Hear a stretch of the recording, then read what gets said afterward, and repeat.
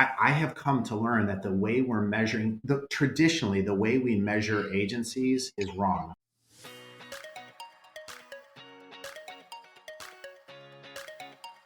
Welcome to the Insurance Refocused podcast, where we're highlighting real agent stories and how they are innovating to respond to the changes and challenges happening in the independent insurance industry. My name's Lindsay, and I can't wait to introduce you to my amazing co-host who just so happens to be my mom, Carey Wallace. Mom, how you doing today? Oh, Lindsay, today's a fantastic day. I am super excited because I have literally one of my oldest and dearest friends joining us today. Today, we are blessed to have Seth Zaremba, who was the founder of Zinc Insurance. He was one of the co-founders of Indium, or Market Source, as it was known back then, and is also the founder of Be Atomic. Seth, welcome to the show, my friend. Thank you. Old friends, not old, but we've been friends for a long time. How about that? That's fair. That's totally fair. I shouldn't say you are though one of the first agents that I met in the insurance industry that I became friends with very, very quickly. There's no question about that. I actually remember when we met. So it was around an Ohio Insurance Council on a specific project around market access, which later became Indium. It started off as Market Source, and there were agents haggling in the room about all sorts of things, and you were trying to keep us in order. So I think the industry owes you a debt of thanks for that. You know, I'm going to tell you the day I remembered meeting you was I walked into a room and I looked around. You're always looking for someone in the room that you can connect with, right? So I walked into this room and there's a lot of people that have suit jackets, white shirts, very serious looks on their faces. And I scanned the room and I see one of them in like neon green socks and a bow tie, I think. And I'm like, he's my guy. That's the one I want to know. I'm pretty confident he is the person that I'm going to know in this room and know really well. And that's not to say the other people in that room aren't fantastic people, but we definitely found a lot of things in common and a lot of things to talk about. And I learned a great deal of what I know about this industry from you and many of the people in that room. So here's what I'd love to do, Seth. We could talk for hours. There's no two ways around that. But I'd love to talk about some of the things that we've learned together over the past 15 years of knowing each other. And I'd love to start with today and work backwards, if you don't mind. So I believe that today there's a ton of buzz around AI, Chat GPT, data, and what it could mean. And I'd love to hear where you are today and how those things like data have helped you get to where you are. Yeah, so we talked about when we met, but today, as a result of all the things that we've done over the last 20-something years, I started Be Atomic, which is an insurtech around solving for those things and making sure that that's a democratized opportunity for independent agents. And so all of that has led me to the place where I am confident, and we are turning data into money. We're connecting CRM into AMS and APIs into workflows, all around the idea that there is a margin inside of insurance agencies has yet to be got. And the duplicative value of that margin, whether you're perpetuating to a family member or somebody inside the agency, or eventually even selling it, is massive. And everybody talks about the exit, but very few people have a clear way that operationally they can get there using data and systems and people to accomplish that. And I've seen it in my own life, and I'm seeing it in users' life, that those kind of things, solutions around that, are where there was just not a lot of people spending their time. And everyone was kind of talking about the problem, but very few people were willing to jump into the problem and tackle it. And I get it, because it's not been the easiest couple of years. But today, that's what I'm doing, is trying to actually solve that and bring the opportunity to agents inside of data and their systems to maximize the value and be better for their customers and their carriers as well. If you're like me and many other small businesses across the country where hiring, training, and retaining employees is a challenge, Agency VA has a solution for you. Agency VA has over 1,000 VAs hired, managed, and trained in the Philippines, Latin America, and India. But did you also know they have 100 licensed agents here in the US that can help you manage your book? I use a VA who lives in the Philippines, and I absolutely love her. The process was simple. We had a consultation where they asked me my needs, goals, and concerns and matched me with Allie, who has been an absolute game changer for me. Employing Allie through Agency VA has allowed me to focus on my business without worrying about HR concerns, turnover, and monitoring payroll. The best part is the Agency VA team was eager to help my company and also make sure that Allie is getting employee benefits, a competitive salary to help her live a better life in the Philippines.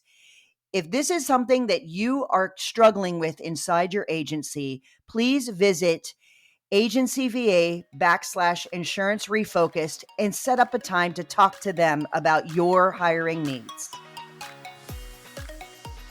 Going back to the beginning of it in 2008,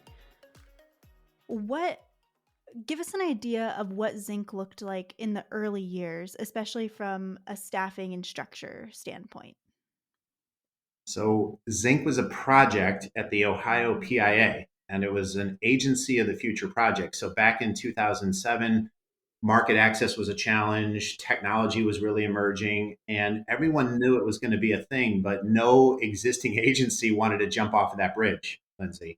Believe it or not, this was revolutionary stuff back then. And I was sitting on the council, Carey was on it too, and we were actually going to buy an agency and put it through this transformation.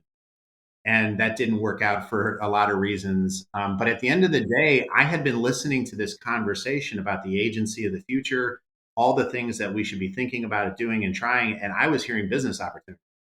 And so when the project failed, meaning they couldn't acquire it, I was at a place working at an agency that was about to sell, but I was like, you know what?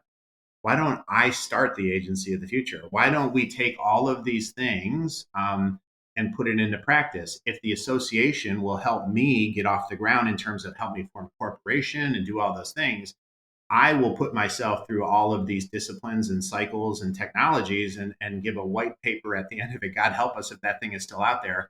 But let's make a report to the industry on that. And so Zinc started as an agency of the future with the idea that we could use technology, use cameras, if you can even believe it, video and things like that, and a really lean model to start an agency and grow it from scratch. And it was a suicide mission. I mean, most people thought it would fail, but 15 years later, it's still going. And born from that opportunity, I think our DNA was imprinted to always look at operations a little bit differently.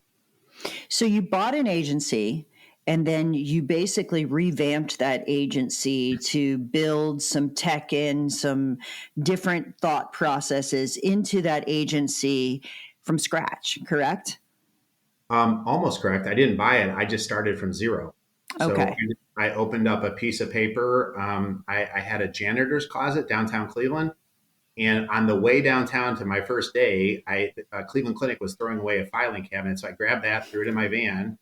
And with a laptop, a BlackBerry, a attached camera, and an empty filing cabinet in a janitor's closet, Zinc was born.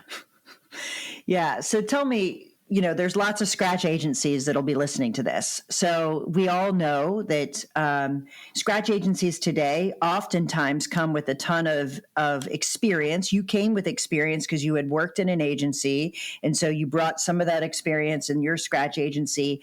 Tell me how you went about building your staff and what did that look like a little bit? Because I really do want to talk about how you got from there to where you are now. And it's not a straight line, right? Like it just really isn't. So give me a little bit of an idea of what that looked like. Yeah, and I think it's different today. I'll talk a little bit about that. But back in the day, you had to fight for carrier access, right? Now I think carrier access has been somewhat solved. There's no shortage of places you could get that. But literally back then, you were fighting for that direct appointment to try and get there on that. And then you were out selling as efficiently as you could and servicing at night, right? So you're kind of that one man band, so to speak. And I probably went too long. By today's standards, I talk to so many startups that are just like, oh, I'm using a VA for this and I have a process for that. And there's all of these systems where they are solely focused on the growth of the business.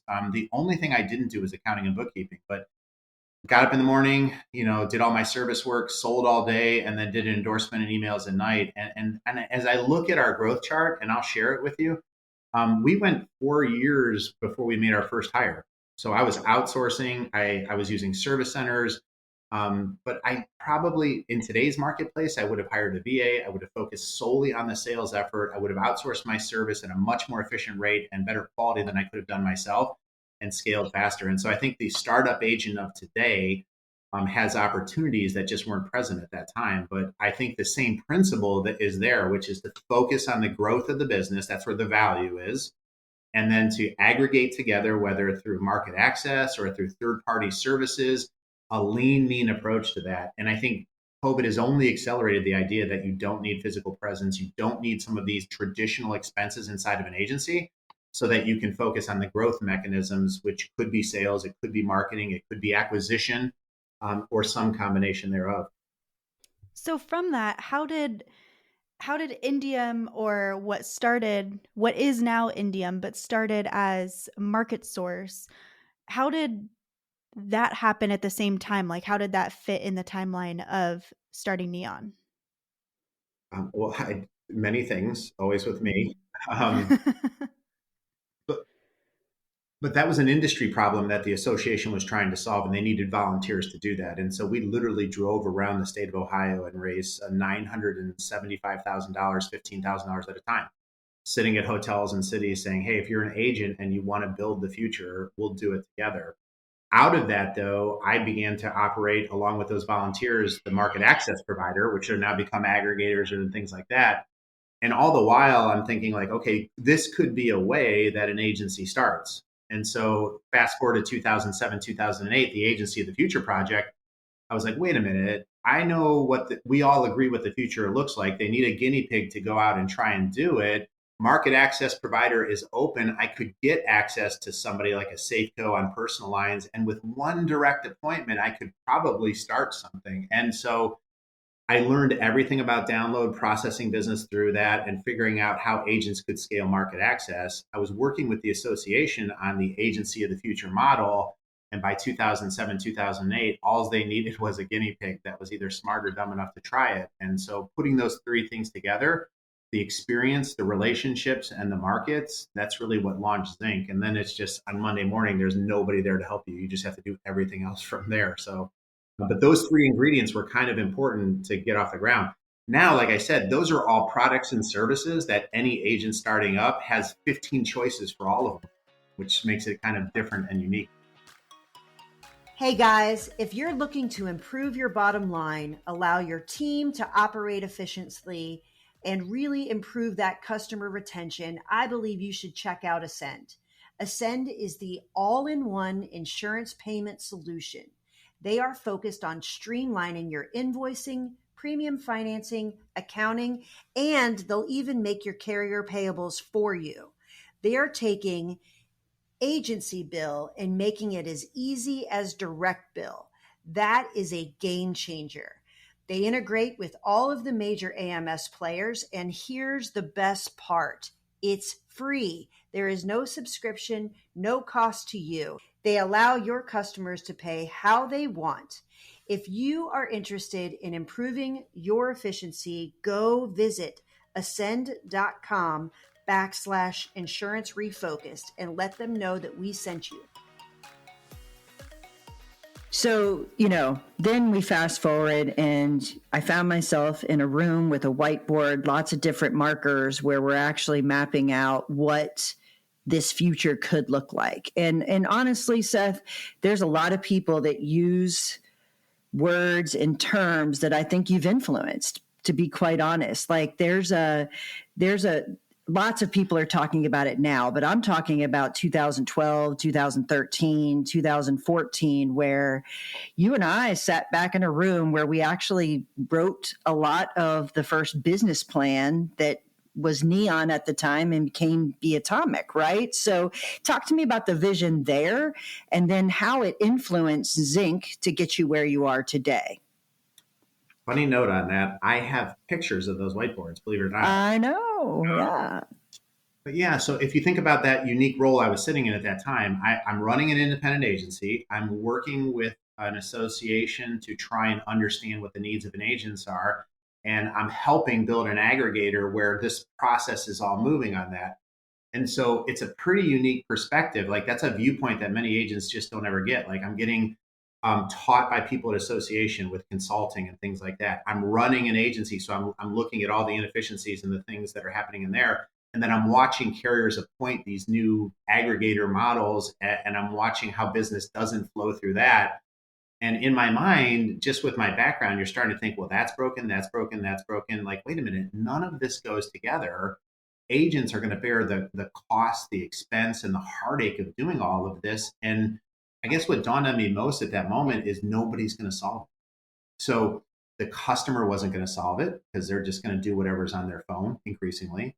The carriers weren't capable of solving it because they're on 20 or 30-year technology and product cycles, which left agents in the middle to try and put all this together. And as I started to understand how agents got paid through an aggregator and what I made as an agent and the amount of investment it took to be an agency of the future, it became pretty clear that the current systems that we were given at that point weren't going to scale together. And so just naturally you start trying to solve and survive.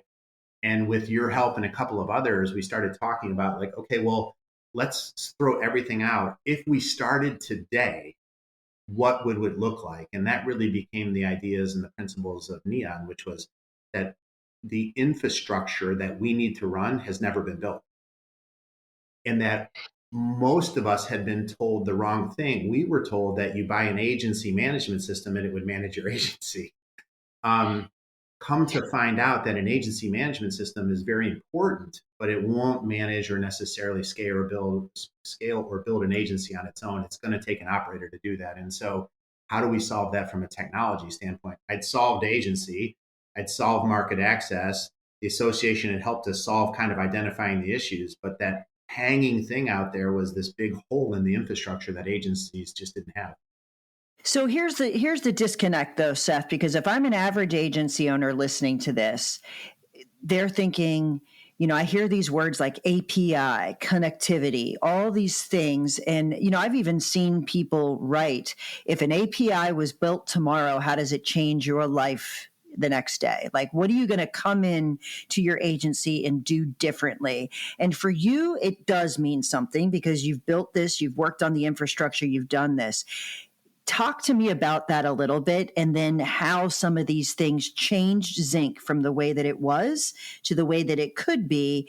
And you know me, like, listen, I'm all about maximizing the value of any business. That's what I do for a living. So it has to translate to that. Can you connect the dots on that? Because again, there's so many buzzwords, API being one of them, where they're like, listen, I hear people talk about that, but at the end of the day, I am renewing my policies. I'm managing my people. I don't know how that impacts me. It did impact Zinc. So can we break that down a little bit? Yeah, let me walk you through like an economic view of what we're talking about here. So I have come to learn that the way we're measuring, traditionally, the way we measure agencies is wrong. We ask about things like headcount or revenue per employee, and those are good general indicators. I always say, like, if you're aiming at that, you'll end up in the right state.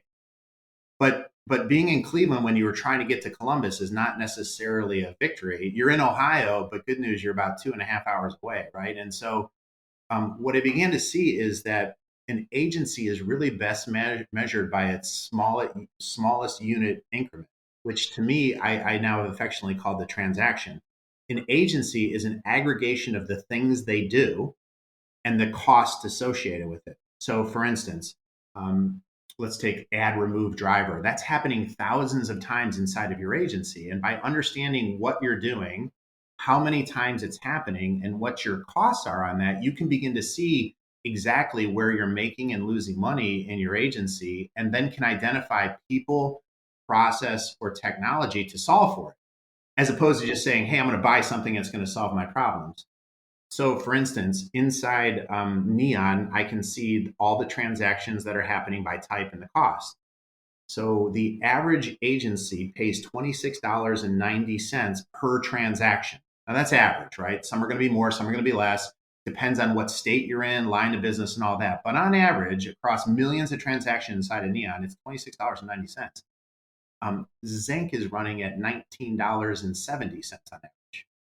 So I have roughly a $7.75 discount on everything we do. Make sense? Mm-hmm. Now you multiply that times the number of things Zinc is going to do this year. Zinc will do 28,000 service transactions this year for customers. So 28,000 times 774 is like $200,000 worth of net revenue. Now, what did he do with it? That net revenue, that discipline, that data, that systems and process means you have $210,000 of dry powder that the average agency doesn't have. And if you were valuing that, Carey, Wallace, at a multiple, 8, 9, 10, whatever you want to say on that, that's literally, $1.5 to $2.5 million worth It's of real money. value Yeah.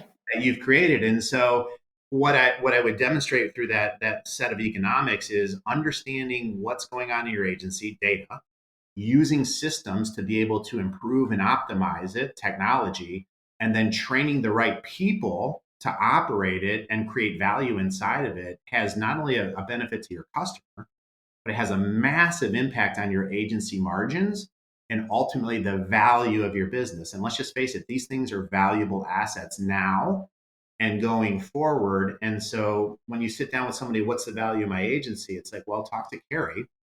But if you want to change that, that requires a set of discipline that you need to look at. And that's really what Neon, and that's what my mindset is when I build technology and when we talk about how agencies should operate. Does that make sense? It does. It does. So, we actually valued Zinc Yeah. a long time ago, Yeah. right? And there were things inside Zinc that would have made the value of Zinc not what it was. Fast forward to 2 years ago, a year ago. And some of it was you didn't have all the insight that you're talking about. You hadn't developed all of those things. Can you talk about a couple other things that by doing it then versus what you know now, what are some decisions you made inside Zinc? And also what are some outcomes, maybe carrier behaviors that allowed Zinc to go from X to Y? You know what I'm saying? I sure do. So let's look at it in 3 buckets. Let's talk about expense first. Most agencies are looking at a P&L for their expense, right? A profit and loss statement on that piece of it. But they have very little visibility into process. So they give you the P&L and they say, Carey, what are you worth? And then you have to sit there and look through the chart of accounts and understand, what are you doing here? What are you doing here? But behind that is a person you're paying and a process that they're managing. Visibility into that and where you're truly making and losing money on expense allows you to make better decisions around who should I hire? Who should I not hire? What is non-performance costing me? And what third-party services should I be looking at in order to understand that? So expense, understanding data allows you to see really clearly where your expenses are and how you can better manage those. That matters when you go to sell. Second, you've got dry powder now to be able to look at growth, right? And when you and I valued Zinc at first, it was like, you're like, hey, you're way out of whack on marketing.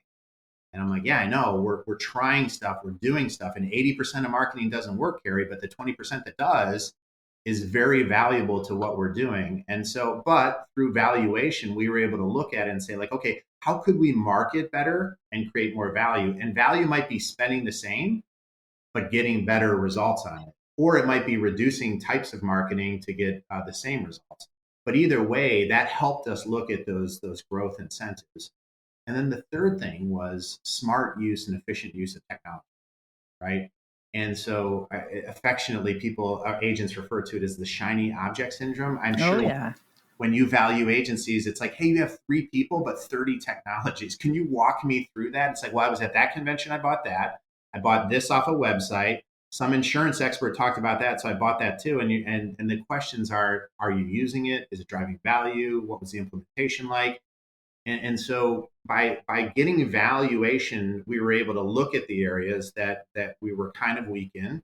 We were able to invest in areas that were driving uniqueness to us, and we could evaluate the types of technologies that we were using. In the same time, Neon was developing, and we were aggregating data from agents. And so we were starting to look at unique metrics that we were creating, the cost per transaction, I call it, to say, hey, CSRs only do 22 things, producer only do 5 things, how many times it's happening, who's involved with it, what are those processes, and what are those net costs? And out of that was born the metrics that we use inside the product today, really out of the process that Zinc went through of growing, building, being valued, and transitioning. So Zinc has been and always been the industry's lab for this stuff, whether people knew it or not. I was always building stuff for the industry. This one is a product now, but all the learnings always went back into the ecosystem.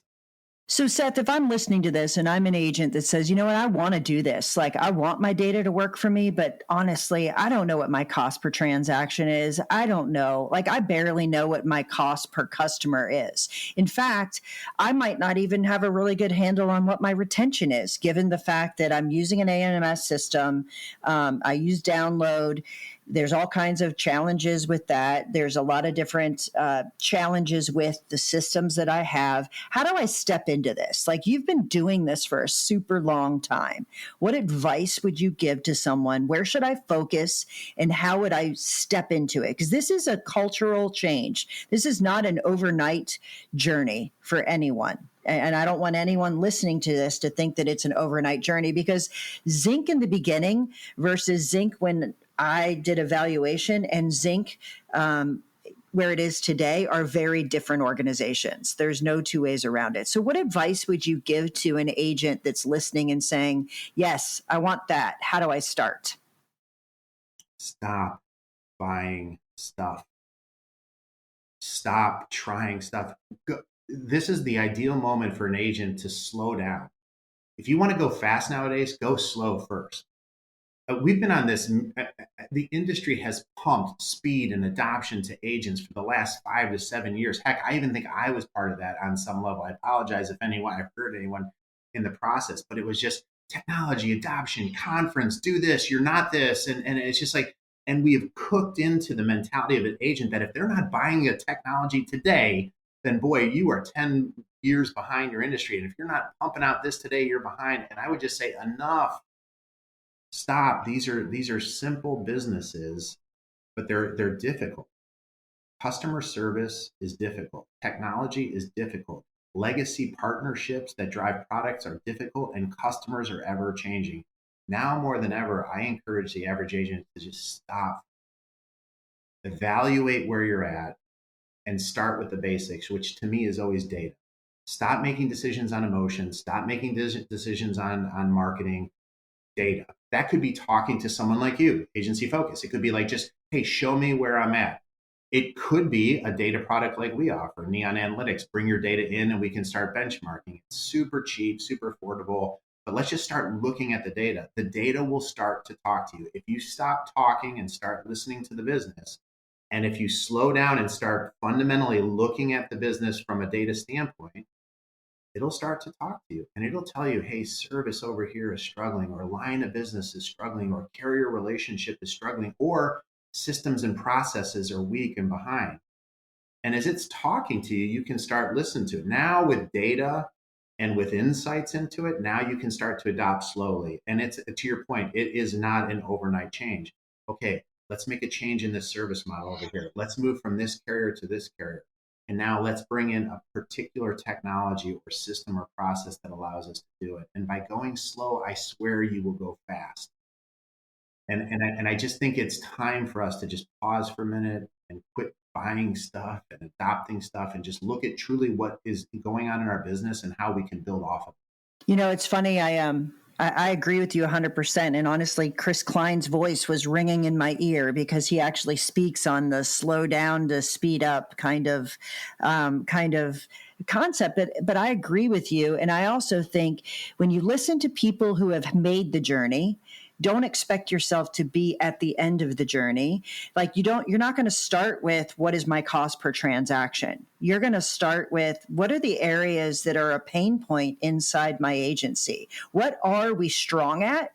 What are we trying to accomplish? And what things do we need in order to help us get there? Which, honestly, that's part of what I do in the process, because not every agency is built to do the same thing. They all have the same core ideas and core behaviors inside an agency, but not everyone's trying to do the exact same thing. So if you get really clear on where am I good, what am I trying to accomplish, and what do I need to get there, it starts to actually tell you what should I be paying attention to, right? Yeah, and as an example, so I was just looking at this inside Neon Analytics. We have Hawksoft agents are bringing their data in. Okay, so inside of Hawksoft, we can now see all the activities that an agency is doing, and we can see what they're automating. So now they're bringing in like agency Zoom data or Insured Mind CRM data, and we can see exactly how many activities they're generating manually, hand-to-hand combat, pick up the phone and do all that, and then how many they're doing through automation. Now, interestingly, our best users of automation, 41% of their agency activities are being automated through CRM. 41%. But on average, the average Hawksoft user is only automating 9% of their activities. So there is literally like a 31% delta between the average agency and a highly automated agency. Well, what does that delta cost? It is a human. It is lack of customer experience. It's lack of touch, which shows up in retention, right? Which is going to affect your growth metrics and all those things. And so there's a perfect example where your system can output data that somebody can visualize for you and show you how you contrast against your peers and what you could be doing with what you're already paying for, right? And that's really powerful data. So I will tell you this, I say this often. I don't know that I say it publicly, but I am going to say it because back in that room when we were with that whiteboard, I firmly believed then, and I know it to be true now, that the benchmarks that we measure inside an agency are not the ones that have been published for 20 years. They will be changing. It's a benchmark like that. That's not published anywhere. There's nowhere where you can say, the average agency that drives profitability automates X number. They also don't publish the average agency that utilizes virtual assistants are able to do X, Y, and Z. In the next few years, 100%, those are the metrics that people will be talking about and the difference makers that are there. The people that are the agencies that are able to use data to drive their decisions in order to then rethink their agency's roles, responsibilities, resources, will be redefining those benchmarks. And that's what excites me. That's what I love to see in the agencies that I get to work with, but it's not an overnight thing, right? It just isn't. It's not. And I think, I'm not plugging myself here, but I think I'm making up a lot of this data. Like I hear it when I talk to, we're talking to large aggregators now, and they're saying, hey, we're talking to data providers, and they just want us to import their data and then pay them, and then our data is aggregated. And when they talk to me, they're like, hey, but you're showing us what matters in it. You're showing us what's different in it. And emerging from all of these conversations and all of these products that we've been able to put together is a clear line of delineation between performers and non-performers. And it is the things they're doing or not doing, and the visibility or the invisibility of those things that is determining the winners of that. And I can see it, it's coming, and these very valuable assets of independent agents are going to live and die based on that data. And so I love what you're doing. I love the focus on valuation. I love the focus on what is the business fundamentals and all those things from a financial standpoint. If you marry that with an operational data set that brings a charter of accounts alive, and shows you what's being done inside of that charter accounts with people and process and technology. Now you have a data set that now is actionable and put into your agency, now becomes something you can really optimize. No question about it. And I think the good news is everything you're talking about, it's not in the everyday agency. It just isn't. It's still the exception. In fact, I'd say data impacting businesses across all industries is still in its infancy. There's a lot of industries that are much further ahead than insurance. There's no question about that.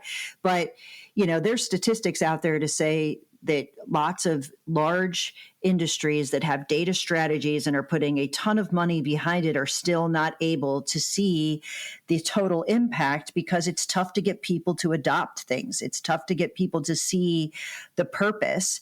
So, I guess I'd like to talk about that a little bit. You had a team at Zinc that had to adopt these crazy things. Like you had marketing that was insane.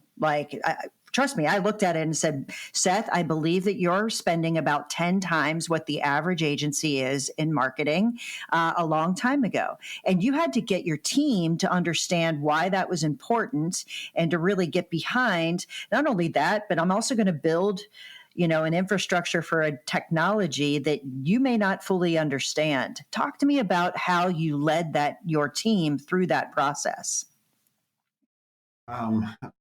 Well, not always perfectly, but I think the epiphany that I had, and then I think Zinc went through, and most agencies are going to have to go through at some point here, is this stopped being an insurance business and started being a professional service business. And those are different. The mindset about I'm an insurance agent running an insurance agency, or I'm a business owner running an insurance agency was really the change that we had to go through. And what is our business? It's truly customer sales and service. Our product happens to be insurance. And so you need to know insurance. And don't get me wrong. If you're selling widgets, you got to know the widget. But being a widget salesperson is not what you build your organization around. We build it around customer experience. And so you have to retrain or rehire around what you actually are. And then you have to introduce the supportive technologies and processes around that. And that's change management. And independent agents, typically successful agents that start and own businesses, don't think about change management because they're the fire person up front that's just like, let's go through that door, let's put out that fire and run the pumps and let's go. But that's not what an organization is. An organization is built of people who are service people and operators, and that is not their mindset. And so most often the independent agent has to address that difference in the organization and come up with a change management process. You could be right on the idea, but if you don't have the change management in place, the culture isn't aligned, then nothing's going to happen. And it is almost never an insurance change anymore. It's how do we adopt technology? How do we customize our service? How are we more relevant for our customers and more able for our customers? And oh, by the way, it's insurance. And so I think that change is something we went through at Zinc. And hey, I got a lot of stub toes for it. We lost some people along the way, some really good people, maybe even people that we didn't handle the right way. All that to say, learn from it. Change management is the first thing that we talk about when you're coming on Neon is like, is your organization ready for this change? If it's not, start there. Call me back in 6 months. I'll be here. But get your organization in a place where it's ready for that kind of mindset. And once it is, then we've got the technology and the data to help you get there. I think that's such an important piece, like how to lead your team through that change. But also, what advice would you give to someone who's my age, who's an employee going through a big change like that and trying to manage and handle that? Ask questions. I mean, respectfully, but don't be afraid to question the leader on that. So at Zinc, I would say things, and I should have been called out by some of our teammates. They should have said, "Hey, Seth, that's crazy. We're not there yet." And we pushed through that. And you know what? A young voice saying, "Hey, walk me through the logic of this because I don't see it, but you explain it to me." Just you asking me to explain it to you helps me think through it better and differently. And so, I think so much of our culture has young people confronting maybe the more experienced people. And I don't know that that's the right way. I think asking thoughtful questions that are on your mind. Why are we doing this? Why does this make sense? Could you walk me through how this is going to affect me? What skills do I need to have in order to do that? All of those things I have to answer you, Lindsay. And when I answer you, it better make sense to me, because if it doesn't make sense to me, then whatever I tell you is not going to make sense. And so I think the art of asking questions is something that young people can use to leverage and in many ways shepherd a more experienced but less able leader through a moment where you could probably prevent me from making significant mistakes inside of an agency. So I think that's one thing that you could do. And I think the other thing is share your ideas. You see things as a younger person that an older person wouldn't. And you think, well, maybe I see it, but I don't. And so if you tell me about it, I'm going to be better off for it, and so will the organization. No question about that. And I think if you're in the right organization and that's the culture, you're in the right place. I will tell you this. When I think about young people coming into the industry right now, I think about what does that look and feel like? Would I rather be in an agency that has some tools to set me up for success and helps me learn quicker, be able to adapt to the industry quicker, and get that knowledge that I need to be successful? And that could be a leader that's open. That could be technology that sets me up to really see those data insights and know where to focus my time, versus one that doesn't. And I think it's such a opportunity because we have so much of the industry getting ready to leave, and we have such an opportunity for innovation and young people to come in. Listen, insurance isn't sexy. Like, there's just no two ways around that. Nobody thinks this industry is like the place you should be, and it's the best kept secret, sadly, but it is. Like, I've met some of the best people I know in this industry, and they know so much about other businesses, which amazes me. I think there's such an opportunity as a business owner to set it up that people want to work in your agency. They want to be the future of your agency, and they want to succeed. So if you're able to do that, you will attract talent. That's where the Lindsays of the world want to be, right? Can I add something to that? Yeah. I believe, and I see this, Lindsay, in what I'm doing. I think your data is going to follow you. So picture a baseball card, right? On the front of the baseball card is your picture, right? And you're at your position. You've got the bat on the shoulder. You've got the mid at first base. You're making the catch. But if you flip it over, it's data. And it shows all of your performance by season, what's going on. And I believe, and I know we're building it in Neon, the performance passport, which says, hey, Lindsay, now everything you did or didn't do on the job is a data point. And you're going to take that with you. I see the day when you're walking into an agency and you're saying, here's my data, plug it into your system and tell me and make me an offer. I'm a free agent at the end of the year. Here's the back of my baseball card. Here's how fast I process. Here's how much I sell. Here's the impact I have on EBITDA inside of the agency. Here's my customer retention numbers. This is what makes me different than every other player in my position in industry. I'm a free agent at the end of this year. I'm talking to 3 agencies. Make me an offer, right? And so if you think of data, we think of it as agency data, but agency data is now becoming portable. And I believe that data is going to follow young people into the marketplace. And just like data and free agency made the ball players the richest people around, I believe that talented agency people with the data supporting their performance are going to be some of the most valuable players in the industry. Couldn't agree more, my friend. I could not agree more. Well, like I said, we could talk about data forever. Like, honestly, we could probably do 6 podcasts and never scratch the surface of the thousands of conversations we've had about how data can transform your business. No way around that. So tell me, what was the ultimate track for Zinc? Like, what did that look like when you wanted to decide what the future of Zinc was? What do you think data's impact was? Well, starting from where we started, from the agency of the future, it was always less people doing more. And without any insurance privilege or heritage, it was always, what is the other guy not doing? So data told us to market and we were marketing when the industry said, hey, marketing's cool. It's like, hey, let's go to Zinc and see that they've been marketing for years on that. We were selling on the internet and still do today, sell policies while people are sleeping on the internet. And data told us to do that. It was having less people. We run half the staff of an agency our size usually because of systems and automations. Data told us to do that. And then last year, Zinc got its first data revenue check. I mean, literally, as part of Neon, we sold data. People paid to see agency data, and we got revenue, which is crazy. So data into money, and now I look at it. We're putting our contacts into databases so that we get customer shopping alerts. So I know when you're on Progressive shopping your insurance, now data is telling me that you're shopping your insurance. I should reach out. Data has turned into money time and time again. And when you think about it from a business standpoint, that's just dry powder to be better and pay people more and do more.